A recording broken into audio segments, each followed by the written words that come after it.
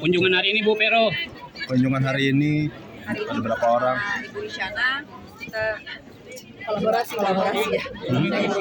Perempuan dan anak, family planning, pembangunan keluarga. Ya, antusias banget dengan program hari ini pemberian makan kepada ibu hamil ya. Karena program pencegahan stunting ini sebenarnya dimulai dari ketika ibu hamil di kandungan. Jadi banyak kadang-kadang ibu hamil itu suka lupa kalau kandungannya itu juga bayi yang harus dikasih makan yang bergizi. Jadi hari ini adalah program makanan bergizi untuk ibu hamilnya dan juga ibu-ibu balita ya. Karena untuk pencegahan stunting itu mau nggak mau anak-anak itu minimal 1000 hari pasca dari perut itu benar-benar harus hari kehidupan. Itu benar-benar harus menjadi pemikiran, artinya kita benar-benar harus membangun ibu-ibu hamil ini untuk edukasi bahwa makanan selain dari sekolah, setelah di rumah itu membangun edukasi bagaimana memberikan anak makanan sehat, pola sehatnya karbohidrat dengan protein. Jadi itu harus seimbang supaya anak-anak mendapat gizi. Setelah menerima manfaat tadi apa yang disampaikan oleh ibu hamil dan ibu menyusui?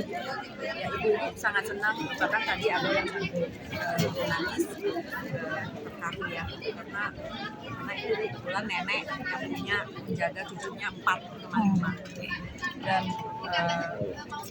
program-program yang diberikan itu pengennya ibu itu bisa mengerti bahwa anak-anak berkualitas itu jauh lebih baik daripada kita punya banyak anak. Melahirkan gampang ya, 9 bulan.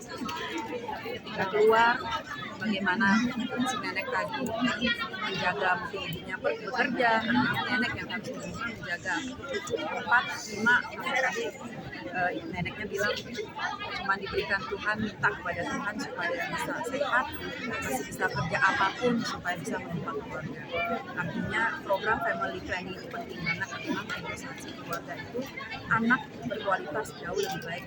Anak berkualitas itu baik, kita jaga baik-baik, kasih makan yang benar, kasih sekolah yang tinggi sehingga program Pak Presiden untuk generasi 2045 bisa tercapai. Untuk Tiga bulan pertama berapa banyak Bu ibu hamil dan menyusui yang akan diberikan makan setiap hari, dan untuk 1 tahun ini berapa banyak? Baik, jadi kalau jumlah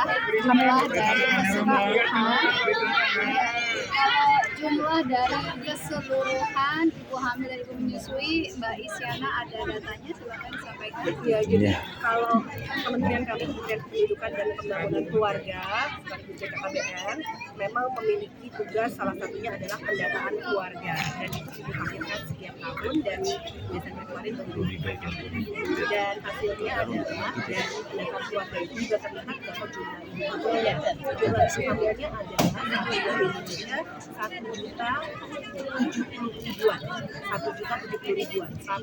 1.070 juta.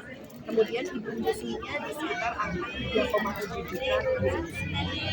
Untuk saat ini memang program ini masih dijalankan di sejumlah titik. Belum sebanyak 190 seperti yang untuk program anak-anak sekolah. Karena memang ada hal-hal teknis yang perlu diatur selanjutnya, terutama terkait dengan kesiapan masing-masing SPPG atau satuan pelayanan pemenuhan gizi yang dimiliki oleh BGN. Kami dengan BGN terus berkoordinasi dan bekerja sama terutama dan dari kementerian kami juga koordinasi dan kader yang jumlahnya banyak, ada pendamping keluarga di jumlahnya hampir 600.000 kader yang kita nanti akan lihat kira-kira teknisnya seperti apa. Kalau untuk awal memang untuk pembagian makanan gizi gratis ibu hamil, ibu menyusui dan anak-anak usia kelas sekolah itu di 1 minggu sekali terlebih dahulu dan sudah ada dilakukan di beberapa titik. Selain di Ciracas ini ada juga di Warung Kiara, kemudian juga ada di Bojongkoneng, kita melakukan uji coba. Nah, kira-kira titiknya nanti akan diberikan kepada di posyandu itu adalah salah satu alternatif yang bisa dilakukan untuk pembagiannya. Tapi selanjutnya ke depan semua sistem ini akan terus disempurnakan agar nantinya seluruh ibu hamil bisa mendapatkan. Tapi tahap pertama ini memang masih di sebagian.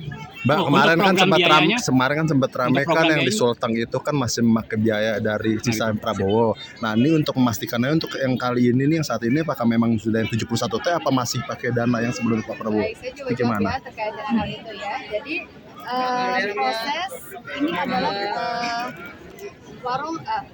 dapur SPPG ini dalam satu skema perjanjian kerjasama dengan pemerintah. Jadi tentunya perjanjian kerjasama dengan pemerintah di sana ada perjanjiannya, gitu ya, akan dibayarkan kapan.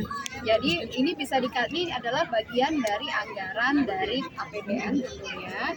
Namun skemanya adalah perjanjian kerjasama, di mana skema perjanjian kerjasama ini adalah satu skema yang wajar dan umum dilakukan kerjasama pemerintah dengan badan usaha.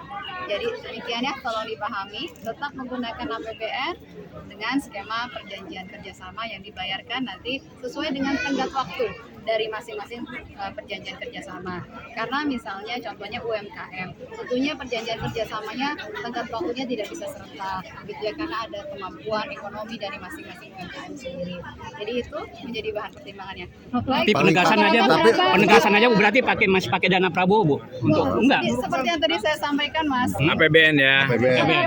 Mbak, untuk tenggat waktu kerjasamanya, Untuk bahan Mbak, evaluasi. Mbak Prita. Mbak Prita. Bentar. Ini adalah niat mulia dari visi misi besar dari Presiden Prabowo Subianto, Wakil Presiden Gibran Rakabuming Raka untuk mewujudkan Akta Cita keempat, peningkatan sumber daya manusia yang unggul untuk generasi emas 2045. Karena apa?